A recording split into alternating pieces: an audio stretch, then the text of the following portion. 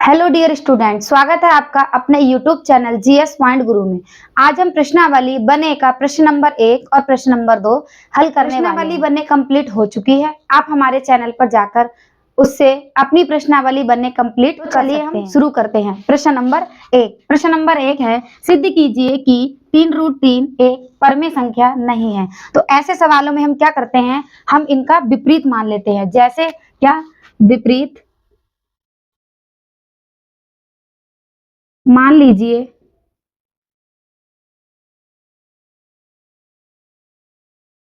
3√3 एक परिमेय संख्या है। यहाँ इन्होंने क्या बोला था, यहाँ इन्होंने बोला था कि परमेय संख्या नहीं है, लेकिन अब विपरीत मानते हैं तो हमने मान लिया है क्या कि 3√3 एक परमेय संख्या है। तो जब ये परमेय संख्या होगी तब हम क्या करेंगे, तब हम लिख लेंगे 3√3 बराबर P बटे Q। हम यहाँ लिख सकते हैं जहां P बटे Q एक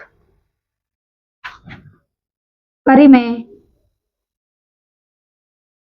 संख्या है और Q नॉट इक्वल 0, जो Q होगा वो 0 के बराबर नहीं होगा। अब हम क्या करेंगे, इस वाले 3 को हम इसके बटे में ले आएंगे तो हो जाएगा √3 बराबर P बटे 3Q। तो अब हमें यहाँ पे क्या हो गया, यहाँ अपर में बराबर पर में है। क्या हो गया, अपर में बराबर पर में हो गया। चूंकि P बटे 3Q एक परिमेय संख्या है तथा √3 एक अपरिमेय संख्या है। एक बात हमेशा ध्यान रखना, कभी भी अपर में बराबर पर में होता ही नहीं है। तो हम यहाँ लिख देंगे कभी भी परिमेय संख्या अपरिमेय संख्या के बराबर नहीं होती है। तो हम यहाँ लिख देंगे क्या कि √3 नॉट इक्वल होगा P बटे Q के, क्योंकि अपर में संख्या कभी भी परमेय संख्या के बराबर नहीं होगी। तो हम लिखेंगे अतः 3√3 एक परमेय संख्या नहीं है। तो ये सवाल हमारा यहीं पे खत्म हो जाता है। इन सवालों में हमें क्या करना पड़ता है कि हमें अपरमेय के बराबर परमेय यदि हमने कर लिया तो ये सवाल वहीं पर खत्म हो जाता है। तो हमें ऐसे सवालों में कुछ नहीं करना है, हमें विपरीत मान लेना है। क्या, मान लीजिए कि 3√3 एक परमेय संख्या है, फिर यहाँ पे 3√3 बराबर हो गया P बटे Q, जहाँ पे P बटे Q क्या है, एक परमेय संख्या है और Q नॉट इक्वल है 0। तो इस 3 को हम इसके बटे में भेज देंगे तो हो जाएगा √3 बराबर P बटे 3Q। चूंकि P बटे 3Q क्या है, एक परमेय संख्या है तथा √3 क्या है, एक अपरमेय संख्या है। कभी भी जो परमेय संख्या होगी वो अपरमेय संख्या के बराबर नहीं होगी, इसलिए क्या हो जाएगा, √3 नॉट इक्वल हो जाएगा P बटे Q के। तो यहीं पे ये सवाल हमारा खत्म हो गया। हम लिख देंगे अतः 3√3 एक परमेय संख्या नहीं है। अब चलिए हम करते हैं प्रश्न नंबर 2। प्रश्न नंबर 2 है कि सिद्ध कीजिए कि √5 एक अपरमेय संख्या है। इस सवाल में भी हम क्या करेंगे, विपरीत मान लेंगे। क्या मान लेंगे कि √5 एक परमेय संख्या है। तो देखते हैं हम, माना √5 एक परिमेय संख्या है, तब √5 बराबर P अपॉन Q। सेम बात लिख देंगे जहां P बटे Q परमेय संख्या है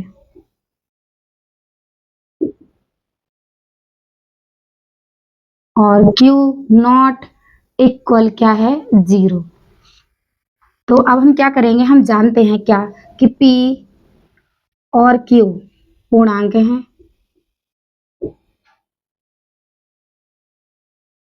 तथा P और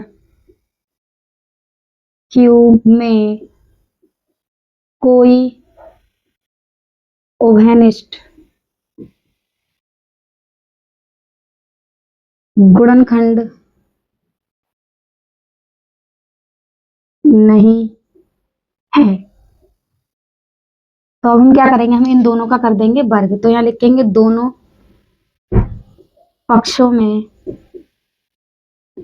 वर्ग करने पर, तो हम यहाँ कर लेंगे स्क्वायर।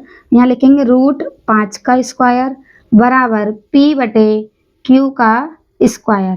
तो √5 का स्क्वायर करेंगे 5 हो जाएगा बराबर P का स्क्वायर बटे Q का स्क्वायर। हम क्या करेंगे, एक Q को इधर ले चलेंगे तो हो जाएगा 5Q बराबर P स्क्वायर बटे Q, क्योंकि यहाँ पे 2 था Q, एक हम इधर ले गए इसलिए एक बचेगा। तो अब हम यहाँ लिख लेंगे क्या, चूंकि 5Q एक पूर्णांक है लेकिन P स्क्वायर बटे Q का कोई उभयनिष्ठ गुणनखंड नहीं है, इसलिए क्या होगा, जो हमारा 5Q होगा वो नॉट इक्वल हो जाएगा P स्क्वायर बटे Q के। अब हम क्या करेंगे, इस तथ्य का विरोधाभास होता है कि √5 एक परिमेय संख्या है, अतः √5 एक अपरिमेय संख्या है। इस वाले सवाल को एक बार मैं आप लोग को और समझा देती हूँ। क्या हम विपरीत ही मानेंगे, क्योंकि यहाँ बोला था कि √5 एक अपरिमेय संख्या है, लेकिन हमने विपरीत मान लिया क्या कि √5 एक परिमेय संख्या है। तब √5 बराबर P अपॉन Q हो जाएगा, जहां P बटे Q होगा हमारी परिमेय संख्या और Q नॉट इक्वल होगा 0। तो यहाँ P और Q है वो पूर्णांक है और P और Q में कोई उभयनिष्ठ गुणनखंड नहीं है, इसलिए दोनों पक्षों में हम क्या करेंगे, वर्ग करेंगे। तब √5 का स्क्वायर तो 5 हो जाएगा, P का स्क्वायर P और Q का स्क्वायर Q हो जाएगा। यहाँ से हम क्या करेंगे, एक Q को इधर भेज देंगे तो हो जाएगा 5Q बराबर P स्क्वायर बटे Q।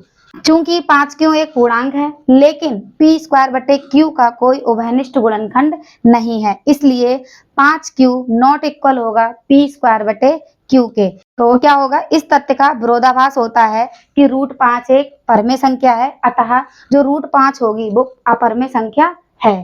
तो यहाँ पे क्या होगा, यहाँ √5 दे दिया है, इसी तरह पूछते हैं √2 और √7। तो जहां जहां √5 है वहां वहां आप लोगों को √2 रखना है और √7 रखना है। तो आप लोगों का होमवर्क में क्या काम है, आप लोगों को √2 और √7 जो दो संख्याएं हैं इनको सिद्ध करना है अपरिमेय संख्या।